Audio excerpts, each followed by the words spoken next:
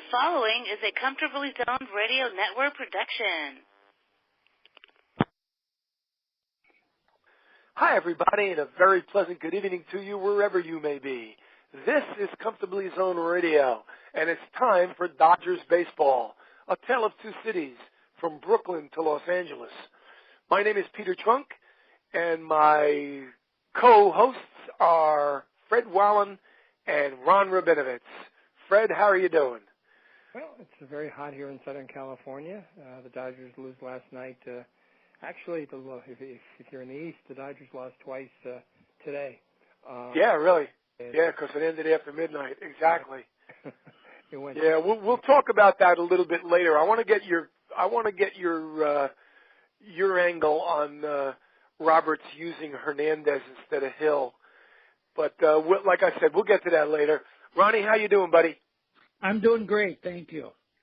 Okay, cool. Very good. Today. Gorgeous day here. Is it really? Great. Nice. Yeah. Very good. I saw, I can feel for Freddie. I saw a couple of people in my family were showing me the temperature on the dashboard of their car, and one of them had 118 degrees today. That's ridiculous. That's 118 degrees. It's crazy. I know it's crazy. Unbelievable. We have a little sheltie. We've got fans all around the house, but she's going crazy. She is really good. Yeah. And I feel sorry for all kinds of animals that have certainly a cover to them because they're even warmer than we are. We can take sure. Maybe you can sprinkle sprinkle a little water or something. Beautiful spray. Maybe we'll do that, yes. Yeah. All right, I'd like to start. That's, warm is 90 degrees. That's really, really warm. 118 is stupid. Crazy. There's something wrong there. Well, 118 degrees? You believe in climate change? No, it doesn't exist. No, it doesn't exist. Don't get me started. Yeah. The flat earthers, boy. What do they come up with next? They're so weird.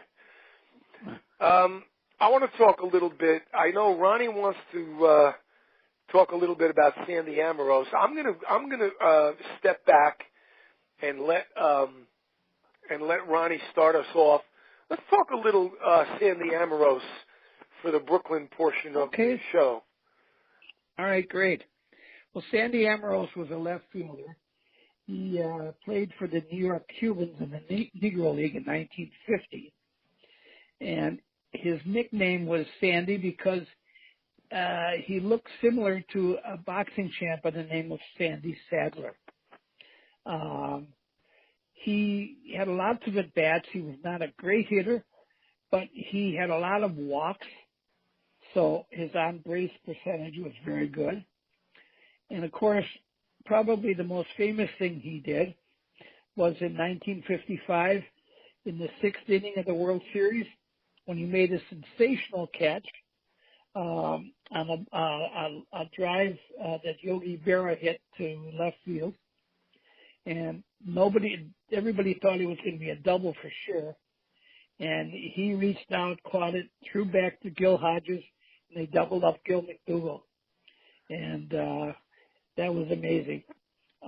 His last season was in 1960, and then he fell into some really hard times. He had a big conflict with Fidel Castro because he refused to become a Cuban manager. And from 1960 to 67, he was stuck in Cuba. He wasn't allowed to come to the United States. He had a ranch that he owned. It was like a $30,000 ranch he owned for a number of years, and he lost that. So he really went into hard times. In 1967, Castro finally allowed Amorose to leave to the United States. And after the Dodgers' act of kindness, always looking out for the players, considered part of the Dodger family, it became ironic that Sandy Ambrose would then move to Elton Avenue in the South Bronx, not too far from Yankee Stadium, where he made that famous catch in '55.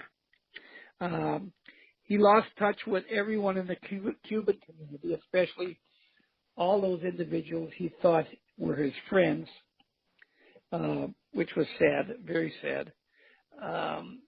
And he kind of lived not such a great life after that. So he died in 1960. Let me see when he died. It was, I don't have, 62. He died in 62 in Miami, Florida. He only got out of Cuba in 67, right? No, he died at the age 62. I'm sorry. Oh, at age 62. Okay. Age 62 of pneumonia in Miami, Florida. Yeah. Yeah. So that's it. He lost a leg, you know. He lost a leg. He lost a leg. They amputated one of his legs. He was very, very ill. And that catch that he made in the 7th game of the World Series, there's a good background story to that. Jim Gilliam had been playing left field that whole game, and they switched. They put Ambrose out in left field. Right. Zimmer was the second baseman. They put Gilliam in at second base. They took Zimmer out, and they put Ambrose out in left field, and that's why he caught that ball, because he had the glove on his right hand. Yeah. When he caught that slicing line drive from Berra, after he had run a country mile for it, he turned right around and threw it to Pee Wee Reese, and Reese threw it back to Hodges to double off McDougal at first base, and that broke the Yankees' back. And that was it. The Dodgers were in like Flynn after that. But I remember when I was a kid, I remember Sandy Ambrose very, very well as the guy who played left field mostly for the Dodgers when I used to follow them, and that was Sandy Ambrose. 55, 6, 7. He wore number 15. He batted left-handed. He used to bat funny. He had a close stance in that his feet were kind of together, and he used to bend his knees and bend at his waist, and he used to flip his bat back and forth. His bat would wave back and forth like he was swatting flies with. I remember that. Yeah, he used to hit quite a bunch of balls into Bedford Avenue. He had a lot of power for a little guy. He was only like 5'8", 5'9". He was a little guy, you're right. Generated a lot of power. He had good bat speed. He sure did. Yeah, he was great. Yeah. I liked him a lot. Part of the Brooklyn family. And, I did too. Speaking of Ebbets Field and that genre, I have a quote by Leo DeRocher when they asked him how was it being in Ebbets Field all the time, and he said, this is Leo talking, the fans came out to root and never give up. It was Brooklyn against the world. They were not only complete fanatics, but they knew baseball like fans of no other city. It was exciting to play there, manage there. It was a treat. I walked into that ballpark as a Brooklyn manager for 9 years, and every time I entered, my pulse quickened and my spirits soared. Huh. That's quite a quote. Yeah. That's quite a quote. I know. I didn't go to Ebbets Field for 9 years in a row, but when I used to enter Ebbets Field, my pulse quickened and my spirits soared also. Sure. On May 30th, 1945, an Only in Ebbets Field event occurred. So many things happened at Ebbets Field that Red Barber used to say, folks, only at Ebbets Field. But in 1945, on May 30th, an event occurred that ultimately served both literature and cinema. There was a guy for the Boston Braves called Bama Rowell, Rowell. Bama Rowell played for the Braves, and he signed his contract for Boston Braves while he was leaning on a fence post at his family farm in Citronelle, Alabama. You might wonder, why am I telling you that? Well, it's part of the story. he signs his contract for the Braves, leaning against a bench post on his farm in Citronelle, Alabama, and he plays for the Braves. He comes into Ebbets Field with the Braves on May the 30th, 1945, for a doubleheader. He hits a ball that broke the big bull of a clock on top of the Ebbets Field scoreboard. Now, this was before they had the Schaefer sign. Before the Schaefer sign was out there, they had this big bull of a clock on top of the scoreboard, and he broke it. It happened in the second inning of the second game of the doubleheader at 4:25 p.m., and the ball stayed in there. An hour later, the clock stopped. But anyway, the ball was inside the clock, so the umpires didn't know what to do. It was the first time it ever happened. They ruled it a double. And, of course, the inspiration of that was for the scene in the movie version of Bernard Malamud's book, The Natural. Remember The Natural, when he hits the home run and hits the light and the light explodes? Robert Redford. This was the inspiration for that. And for his deed, Bama was supposed to receive a free Bulova watch from the Bulova people. But he went into the service for an abbreviated hitch shortly afterwards, and it was forgotten about. And he finally got his watch, listen to this, he finally got his watch 40 years later in 1985 from the Bulova people. And where did they give it to him? On the bench post at his farm in Citronelle, Alabama. No kidding. Huh. Right where he signed his contract. Unbelievable. One last thing before we get to L.A. I know we're all like chomping at the bit here. We want to talk about the L.A. Dodgers, and so do I. But I want to just mention the final game at Ebbets Field. It's been covered a lot. I don't think it's been covered the way I'm going to cover it, though. Here, everybody says, "Oh yeah, Danny McDevitt shut out the Pirates 2-0. There were only 6,702 people there. It was really sad. Gladys Gooding played Auld Lang Syne, and all that stuff. People were crying and all that stuff. And Campanella didn't play because he was hurt. Johnny Roseborough was the catcher that night, and this and that. But they never talk about the Pirates, the other team. Well, let me tell you a little bit something about the other team. The starting pitcher for the Pirates was a black right-hander, a big, tall guy named Benny Daniels. And Benny Daniels started the game for the Pirates. He went 7 innings, gave up only 5 hits, 2 runs. One of them was earned. One was unearned. He walked 3 and struck out 2, and he was the losing pitcher. He was the first black pitcher ever to start a game in front of a United States president on opening day. He later, from the Buccos, from the Pirates, he was selected in the expansion draft 1961 by the new Washington Senator team. And he pitched opening day for them, and President Kennedy threw out the first ball. He was the first black pitcher to do that. One other thing that I want to mention. Hang on. Let me add a few things about Benny Daniels, okay? Sure. As a 5- and 6-year-old kid, he pitched for the Hollywood Stars out here. Cool. He did? Yeah. Wow. Well, that was the Hollywood Stars were the Pirates farm team. And my brother, when he was 7, cutest kid in the world, died of leukemia. Benny Daniels died of leukemia. So it's something that, certain things stick in your mind forever. Wow. Yeah. Ernie Davis and Benny Daniels. And anyways, just wanted to add that. I didn't mean to be negative about him, but because he was a really good pitcher in AAA for the Hollywood Stars. No question about that. And I got a couple. My dad used to take me to Old Gilmore Field. I was 5 and 6, and before. Wow, that's a hell of a story. Dodgers came out here. It is. Yeah, it is. Guy. But Benny Daniels, the big righty.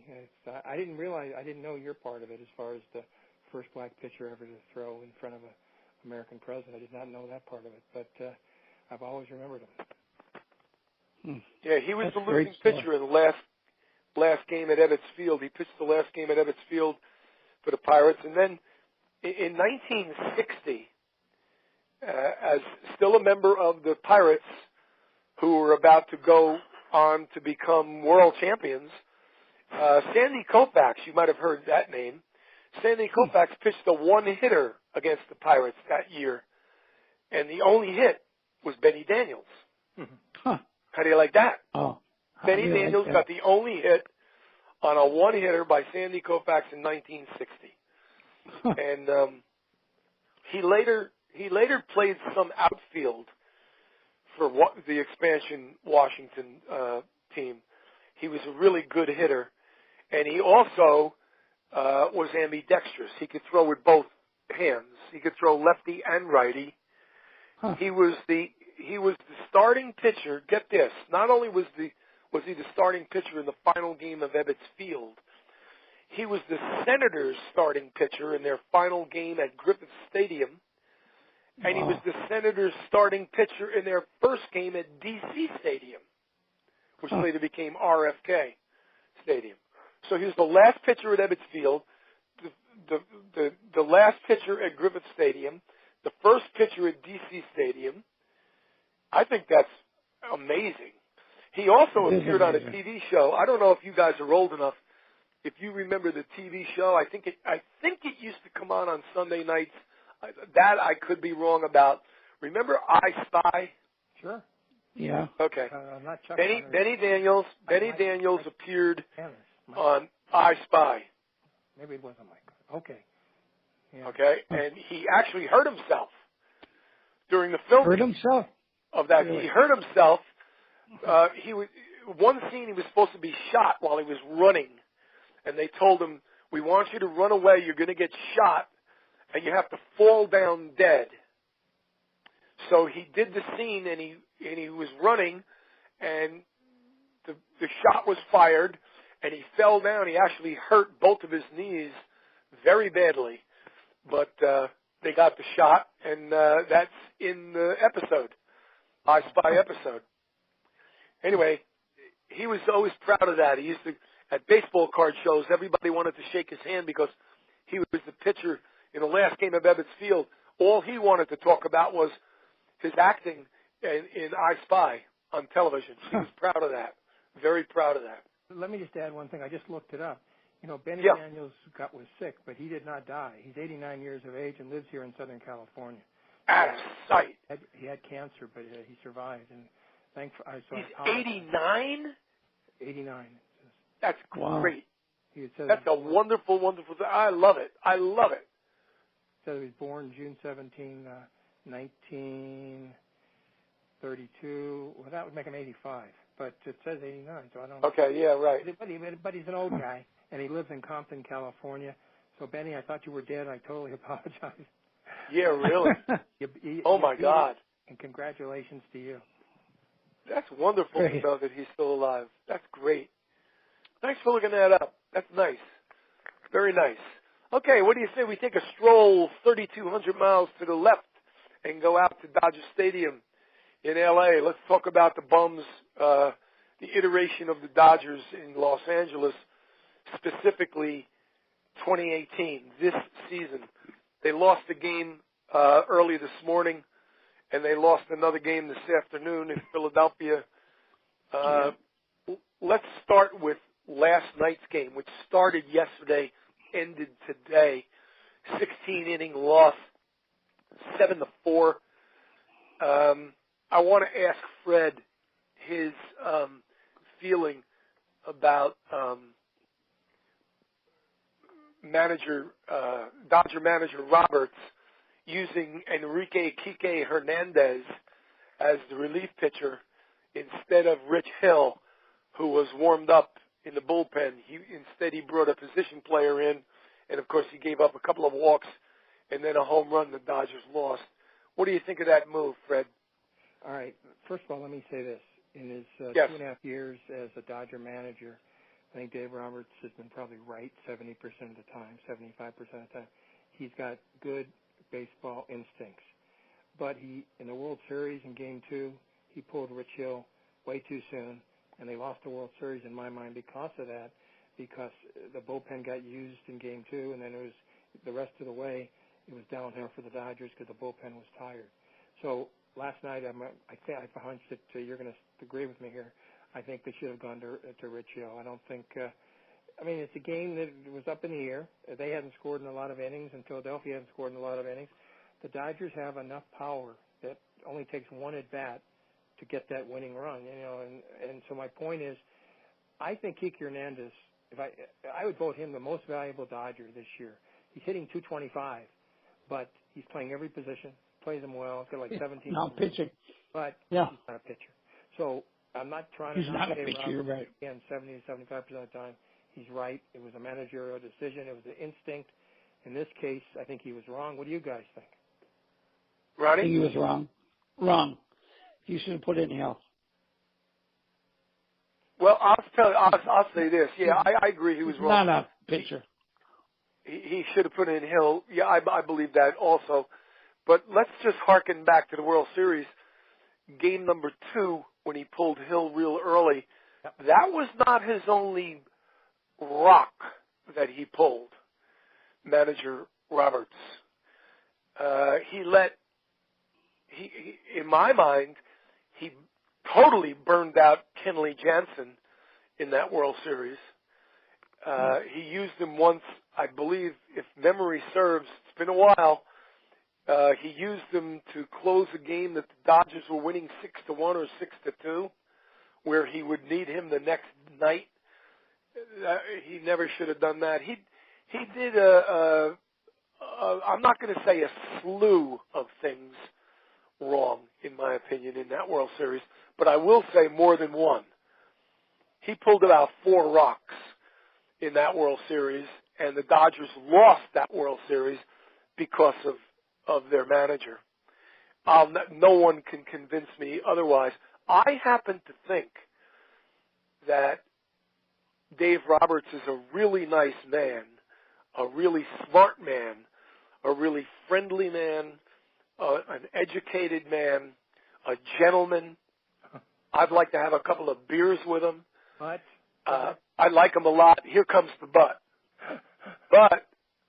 But I don't think he's a very good manager. And I'll tell you what.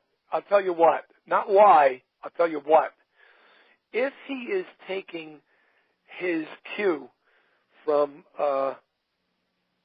Friedman and the front office, his cues, plural, right, then I semi-forgive him.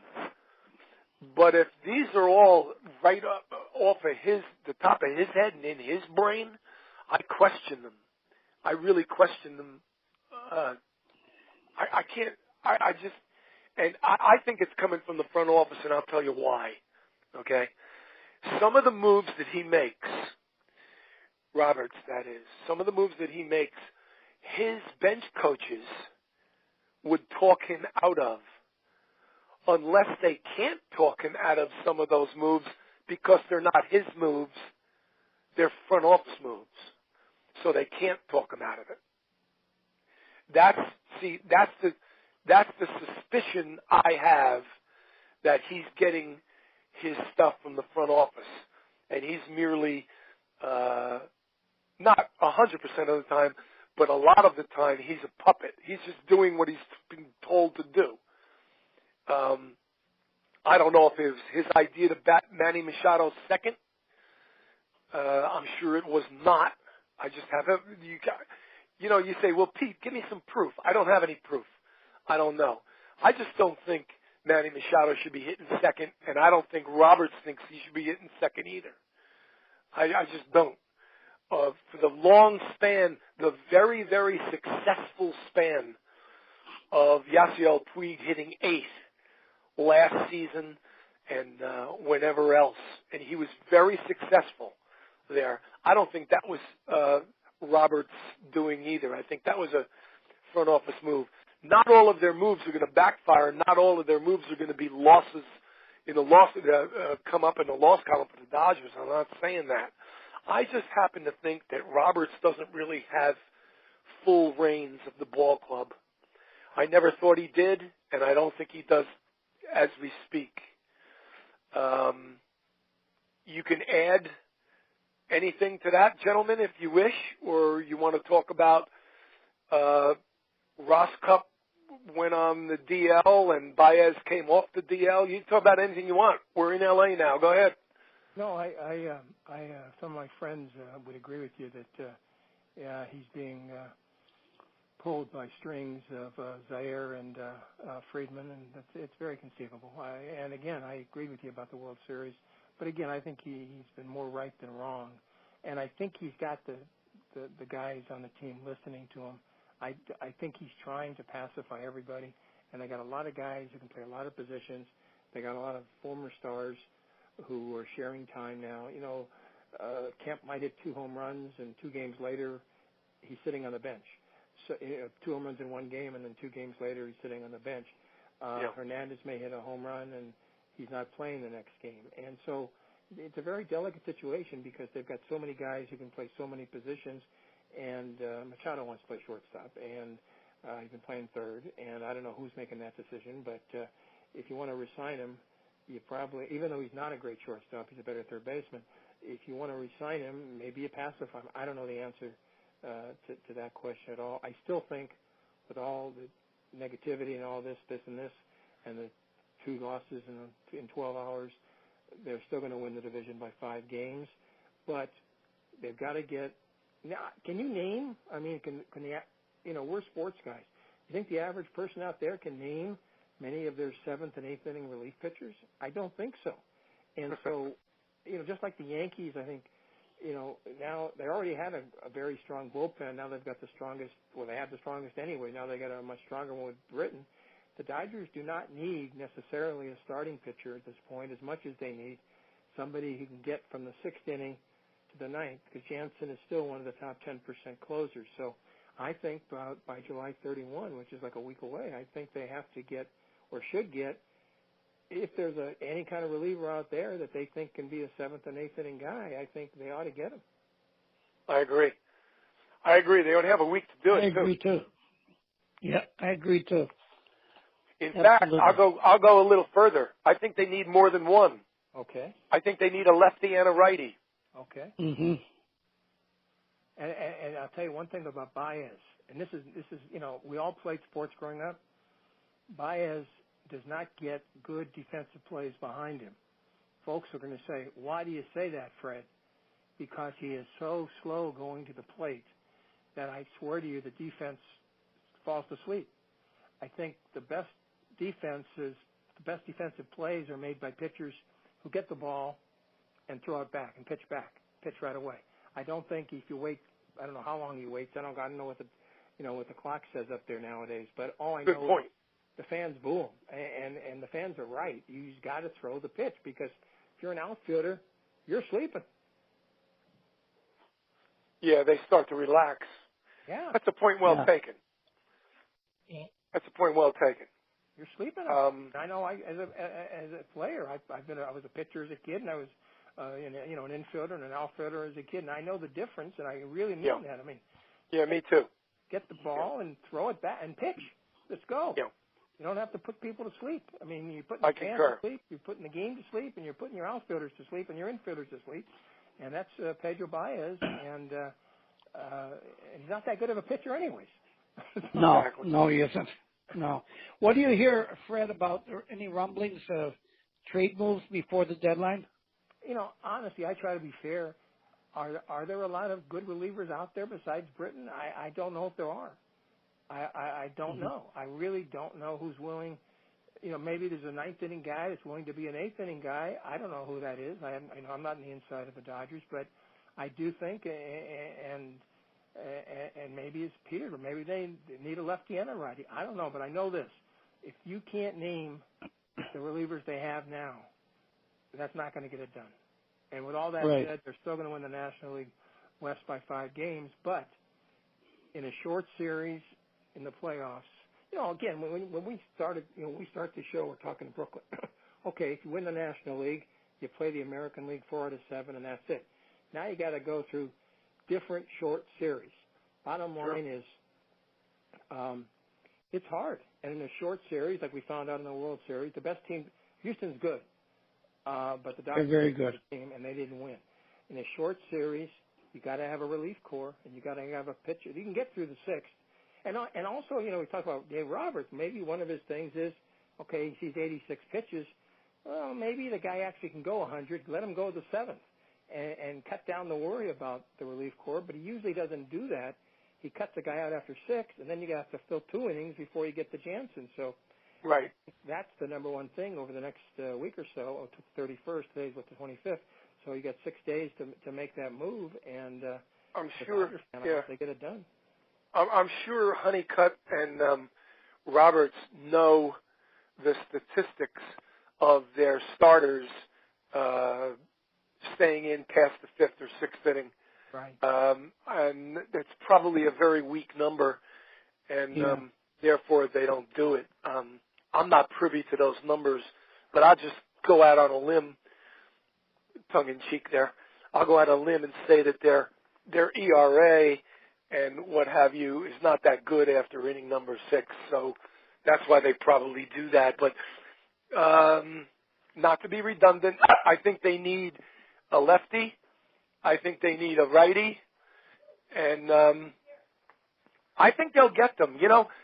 When you know what, we know the names of the guys that they mention on MLB and on ESPN, guys like Britton and names like that. Like the Red Sox just got Eovaldi today, and this and that. There are plenty of guys in the major leagues toiling right now for clubs like maybe the Minnesota Twins or the Kansas City Royals or the Cincinnati Reds or the whatever, I don't know, just that we don't know their names. They're not household names, and they've been effective, and maybe they've been very effective like the last month or so. So maybe their overall numbers don't really show how effective they've been the last 6 or 7 times out. And those are the guys that the Dodger front office is probably right on, like white on rice. They know who they are. They know where they work. They do know their names, and they know their statistics from let's say June the 25th on. And they're looking for guys like that, perhaps. Maybe. And those guys will be less expensive. And even though, tomorrow morning, the 3 of us wake up and we read, the Dodgers signed a lefty reliever and a righty reliever. One's name is Joe Blagbaba, and the other one's name is Jim Galaba. And we go, who the hell is that? Well, let me tell you something. Well, let me tell you, Friedman knows who the hell that is, and his staff, and they know how the kid's been throwing the last 6 or 7 times out. So, I'll back off a little bit, and I'll definitely give them the benefit of the doubt in that perhaps they didn't land the big fish, but they'll land effective fish. All right. I'm keeping my fingers crossed for that. I wake up this morning, and I read that Tim Kohler is out for the rest of the season. And folks are going to say, who the heck is Tim Kohler? Well, folks, Tim Kohler was a former starting pitcher, average at best, who the Dodgers got on the cheap, trying to make him a relief pitcher to replace Brandon Morrow. They didn't want to pay him the bucks. He didn't pitch. I don't think he pitched 1 inning this year. He got hurt. So that's what I'm trying to say is Andrew Friedman and Zahari, they make some good moves, but they also make some horrendous moves. And among them would be Tim Kohler, who's now out the rest of the season. So, a lot of things are going on. Let me just throw this out to you guys. Andrew Tolles, who in March of 2017, I thought he would be the leadoff man all of last year. And then he hurt him. So did I. And he missed all of last season. So finally, he comes back. It was an Achilles, whatever it was. It was a serious injury. Missed all of last year, missed the first month or so of this year. Started in the minors this year, and Oklahoma City, and then playing very well. And he's up for 4 days, and then he's back in the minors, and I can't explain it. And I'm just trying to play this psychologically now. Andrew Toll is a very talented player. I think I talked about this last week. He can play center field as well as anybody. He's got a great arm. He can play right field. He can lead off. He can get him 30 to 40 stolen bases. And the first 2 games, he doesn't get any hits, and now he's back in the minors. Then he doesn't play a couple games, and now he's back in the minors. I don't get that. I'm sorry. I think you got to give a guy confidence. And I realize that you do it because you got to maybe add a relief pitcher to your staff or something. But the point is, is he going to be the player that he could be if you treat him like this? Ronnie, what do you think? Peter, what do you think as far as like saying Andrew Toles? Did they give him a fair shot up here? Maybe 5 games. I don't think they did. I know his first at bat, he hit a screaming double to the opposite field to drive in a run, and I said, well, here it is. This kid's going to do it. This is what we need. This is the shot in the arm we need. Then he went flat. I don't know if he they sent him down. I don't know. I don't know why they sent him down. And you live out in L.A., Fred. Was there a big stink about that in the sports section? Were fans questioning why was he sent back down? Now, again, it happened after the Saturday, so the letters to the editor in the L.A. Times. But as far as I don't listen to local radio, so I don't know about that. But okay, I don't think. Let me put it to you this way: you made the case before that the Brooklyn Dodger fans were the most knowledgeable fans. Did you not make that case? Yes.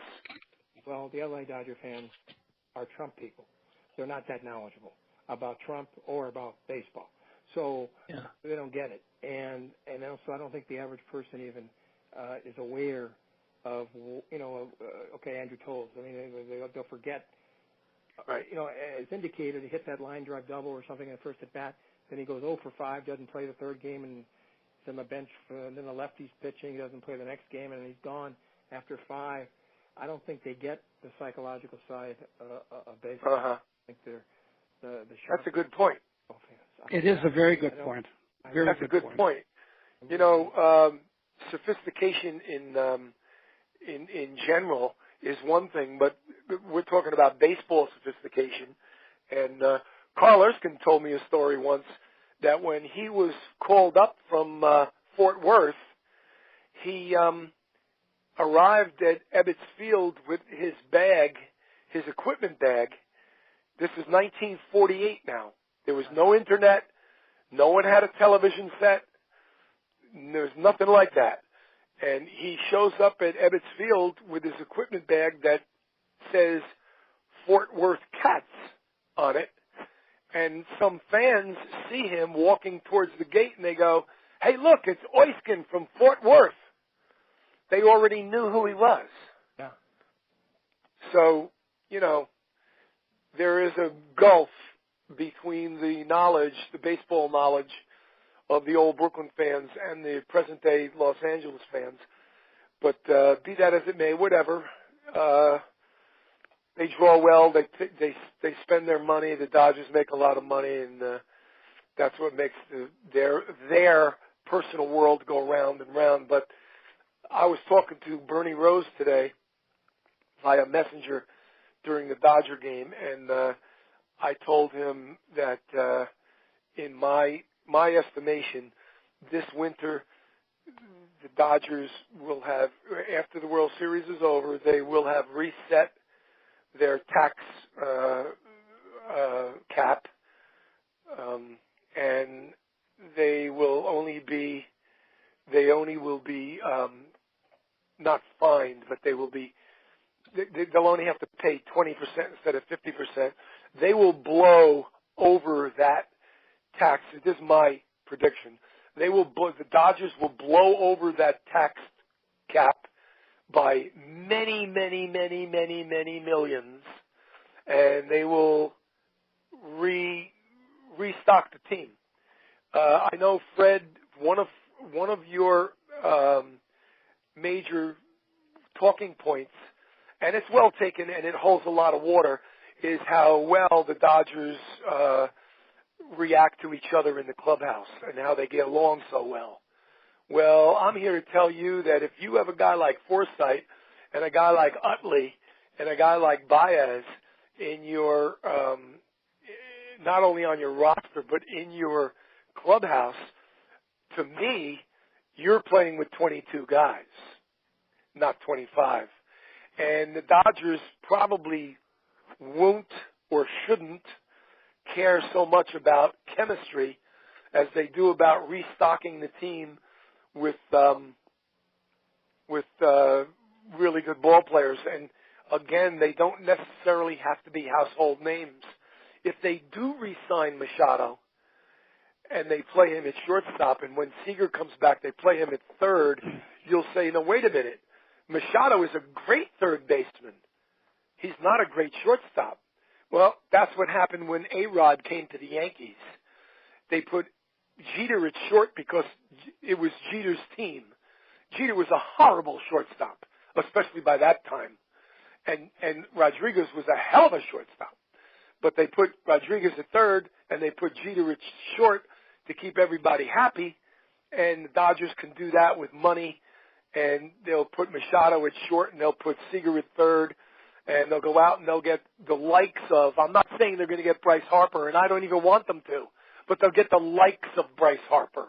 They'll get the likes of Jacob deGrom. They'll get the likes of those people. They'll get people like that, and they will win.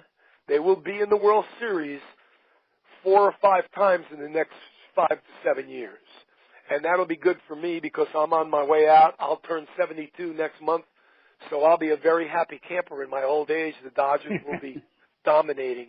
That's just my feeling. Well, yeah, I hope you're right. You're saying I hope you're right. They got a lot of, you see, to me, they've got a lot of position players. If they get, they keep Machado, they've got an overflow of position players. So I don't think that's where they go. The Syndergaard types, obviously, but I don't think there's anybody in the off season who's like that. So I don't know if you can, get those kind of guys, but I don't think you need.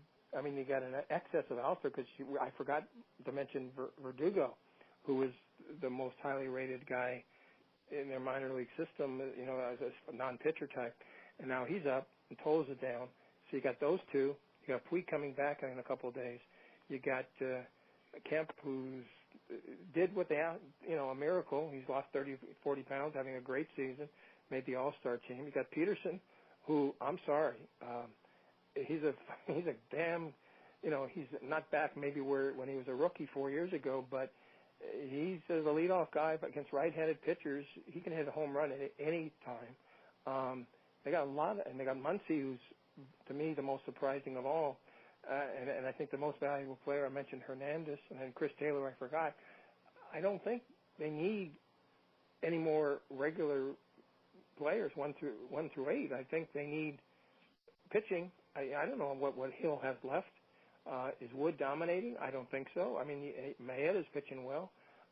Gave the home run on Tuesday night at the end. But anyway, the point I'm trying to make is I think pitching wins, and I think they got to go in that direction. And Absolutely. Absolutely. I'll go along with that. I'll go along with that because, you know what?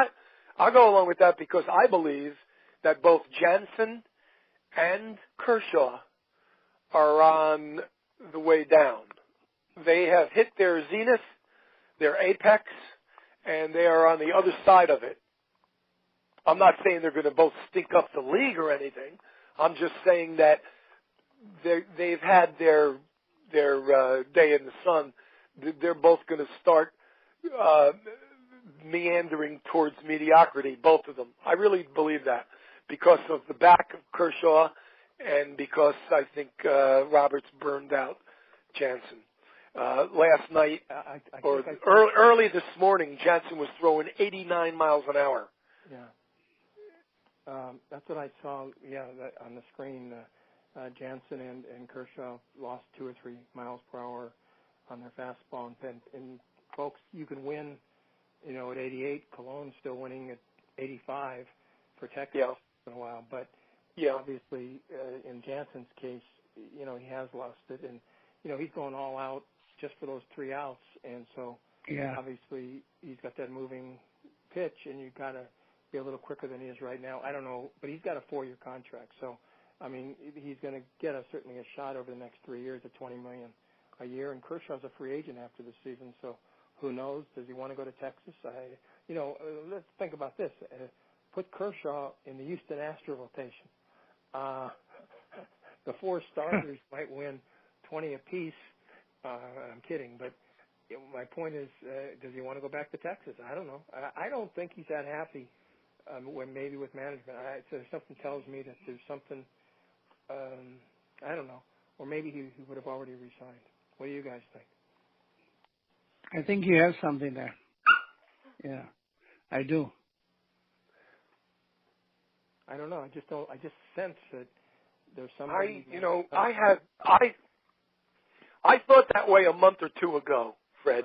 Right. And since then, I rethought the whole thing, and I'm saying to myself the other night, as a matter of fact, it was not too many nights ago, maybe 2 nights ago, 3 nights ago, I'm sitting in the doggy park watching my dog run around. I'm there all alone. It's nighttime. The floodlights are on. And I'm thinking about the Dodgers. And I said to myself, you know something? I think they're married. I think Kershaw, with all the stuff that he does in Africa and all the great stuff he does, I don't think the Dodgers will let him walk. Okay. I think they'll overpay to keep him. That's not necessarily a good thing. But I'm just saying, if someone asked me to put money down on whether Kershaw was going to leave, whether it be for Texas or anywhere else, I would say no, that the Dodgers will not let him leave. That's, again, I say it again, that's not necessarily a good thing, because you're going to have a guy making $40 million a year, and he's going to be a little bit better than average if he keeps going down the way he is and with his injuries and all that other stuff, and a 5-inning pitcher, et cetera, et cetera. He's on the wrong side of 30. He's going to be on the wrong side of 30 next year. I don't have too much hope for him to continue to be a Cy Young type of pitcher. I hope I'm wrong. I also don't think that Muncy nor Kemp can do this again next year. I don't think either one of them. Not one of them can do it. I don't think either one of them can do it. Well, we saw that. I saw that anyway with Chris Taylor this year, and he can play 10 positions. Chris Taylor. Yes, he can. He's still he's a 220 hitter. He swings with 2 strikes on him. He's swinging like the count is 2-0. When it's 0-2, he's swinging like it's 2-0. He's trying to launch things over the pavilion and over the roof and everything. I don't know. You know what? I don't have a good feeling about him. But I will say this: I'll circle all the way back, and I'll come right next to you and sit down, Fred. In that I believe they need pitching, and I hope they go after it, and I hope that they get it. I know that they're not going to be shy in paying for it. And I disagree with you. I think the Guggenheims are cheap and don't like them, and or they give back. I hate to say this, not my money. Oh boy, I hope you're wrong, Fred. I hope you're so wrong. I hope you're wrong. I thought, I always thought, Fred's right. They're cheap. They're going the cheap. They're always looking for bargains. They're cheap. They're looking at these old guys, these broken down guys. Then a little voice in my head said, they're only doing that to reset the tax cap. Maybe. Once they're underneath that, and they'll blow right past that. And I keep telling myself that. It's almost like I'm trying to convince myself that that's what they're going to do. Of course, none of us know what they're going to do, but I hope you're wrong, and I hope I'm right. I hope they go balls to the wall when it comes to money. Me too. I really hope they do. Let me say this: I'm the one in L.A. that from a television perspective, I can get some other games that are blacked out because a friend of mine attached something. So I used to get them all, but now I can get some of them I got yesterday in today's game. But The point I'm trying to make is most people can't in L.A. As indicated, we talked about this last week, and it drives me crazy. Time Warner, now Spectrum Time Warner, paid the Dodgers $8.3 billion over 25 years, $350 million a year.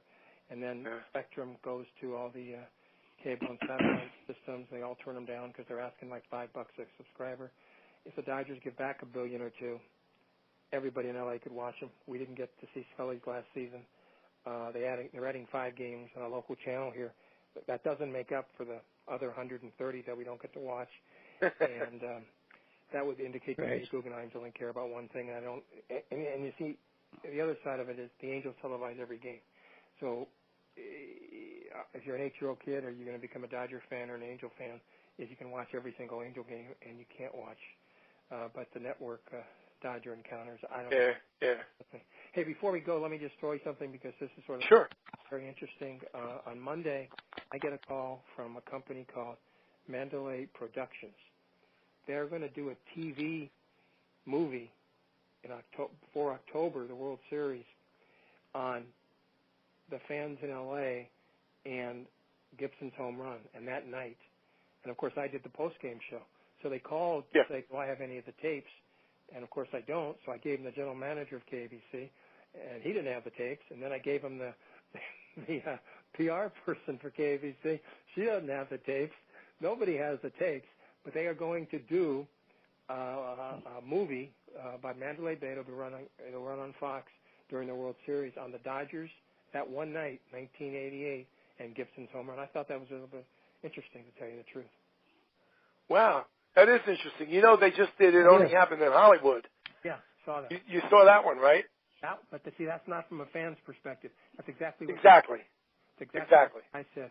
He says ours is going to be from the fans that you talk to's perspective. Yeah. The Dodger fans' perspective. I wish I had the tapes, but at that point, it was 88. 30 years ago, did anybody tape their own shows? I don't know. I certainly, I'm not technically oriented. I certainly did. And if the general manager doesn't have that night or those years, why would, just a talk show host have one? I don't know. Very interesting, man. Very interesting. Mm-hmm. Very interesting. Yeah. What are they going to do? It would be fantastic if it would coincide with the Dodgers being in the damn World Series. Yeah, that would be right. That would be a winner for sure for them. By the way, what are they going to do with Puig? I saw Gibson I think he does color sometimes for the Tigers, or am I crazy? I think he does. Yeah. I heard that he was a little bit ill. I think the couple of nights I saw. I think was it the Tigers, Ronnie? Was it the Tigers? I don't know. I've seen so many games. I think so. But anyways, I thought he did a great job, and so it didn't seem. I mean, I'm hoping for him that that he's okay, because to me, I thought he did a great job at the times that I've heard him over the last few weeks. So yeah. I don't know. Yeah, I think yes. What are we going to do? What's going to be with Puig? What's going to happen there? I don't know. They got too many outfielders. Already Toles is playing in the minors. I don't know what they're going to do. Yeah. There's a lot of rumors he's going to be traded. Well, again, has he done anything? Okay, he's made some base running mistakes, no question, a couple. Yes. But he's also made some plays in right field that maybe no other right fielder could make. Nobody else. Plus his arm is so good. Yeah, and does that, and even not even just the arm is just so good. You're 100% correct, but even just making catches out there that other right fielders can't make. Right. So do you get rid of him, or you punish him for being a bad guy in the past? I don't know. I don't know who they get rid of. To tell you the truth, did they get rid of Peterson because he 4 years ago when he was a center fielder, they said he was a real good center fielder. Then they said the analytics stink. You're now a left fielder, and he can't hit against left-handed pitchers. But as indicated, when he leads off, what has he got, 17 home runs? I mean, that's not bad, or whatever he's got. That's not bad. And by the way, okay, this is interesting from my perspective. I don't know what the record is. Maybe one of you guys know. What's the record for a team having the most guys with 20 home runs or more? And how many guys in the Dodgers come October might have hit 20 home runs this year? What do you guys think? That's a good stat. I saw something recently on Facebook about that. I think the Yankees, was it the Yankees of last year? They had like 6 guys with 20 homers. I don't know. I don't think the Dodgers can equal that. Okay, let's talk about that. Peterson, I think, got 17. Kemp, I think, has 17. Muncy's got 22 or 23. So those three are probably going to be for sures, right? Right. Most likely. Okay. What does Puig have? 13 or 14? I don't know. What does Taylor have? 13 or 14? Hernandez has 17. So let's say that, maybe he'll hit 20. That's 4. They could have more than 6. They really, I'd find that just totally astounding. And you can't count Machado, of course. And if Seager were, they lost Turner, so that he's not going to make it. And they lost Seager, and those two guys, one of those two or both of those two, may have done the same if they played the entire season. So this could have been a record-breaking year. Everybody in the lineup could have had 20 home runs, which I would have found. I would have laughed. That would have been. How many does Grandal have? It's fun to watch him anyways, but that would really be something. Grandal has a lot of homers, too. Yeah. Yeah, he has a lot. He had 2 yesterday. So he also struck out 4 times. Here on July 25, how many guys hit 20 or more? Boy. I would say 6. I would say 6 also. Peter, what do you say? I'd say 5. Okay. I don't know.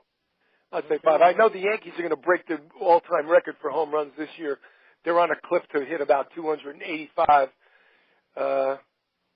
Who knows? I don't know. But every team will break the strikeout record. That's already been broken. More people have struck out than ever before in the history of the game. It's swing for the fence and that's it. I don't know. I'm not sure if I'm a fan of any of that, but I'll cover myself here. I'll open up the umbrella on top of my head and say once again for the 3rd time in the show, pitching. Just get some pitchers. That's right. Get some good pitchers. Get some good pitchers. And don't burn them out, for Christ's sakes. Don't burn them out. Jeez. You can't burn them out. When I see what he does and the Mets did it with Familia too. The Mets did the same thing with Familia. They ask him for the 4-out save. Yeah. Then all of a sudden the next month it's the 5-out save. Then they ask him for the 6-out save. So what if Goose Gossage used to give it to you all the time? So what if Dennis Eckersley used to give it to you all the time? This is a different time. This is totally different. Okay? And you have to do what you have to do in this time. I hope I'm wrong. Jansen is burned. I think he's burned. Will he be effective? Yeah, he'll be effective. Will he be lights out like he was? I'm not so sure. Okay, let me stop you then. You said before Go ahead. That they're willing to spend money. Okay, then you're basically saying, since he just signed before this year a 4-year, $80 million contract, did they waste $60 million? Well, you know what? It's very unfair to say yes, and I'll tell you because it wasn't their thinking at the time. At the time, you, I, Ralph, Ronnie, Linda Wilson, Bernie Rose, we all thought that Jansen was the second coming of Mariano Rivera. Right. Well, guess what? Ain't nobody the second coming of Mariano Rivera. Right. So you forget about that. That didn't happen. Not gonna happen. No. We should have known better.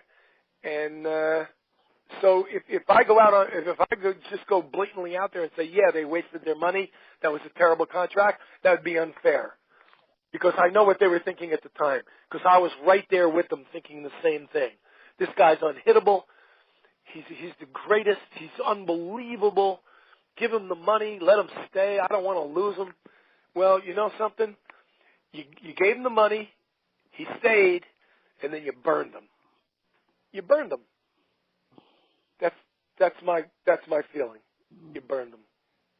And I think if you're Andrew Friedman, you have to know as much as Fred or Ron or Peter, and have to think ahead.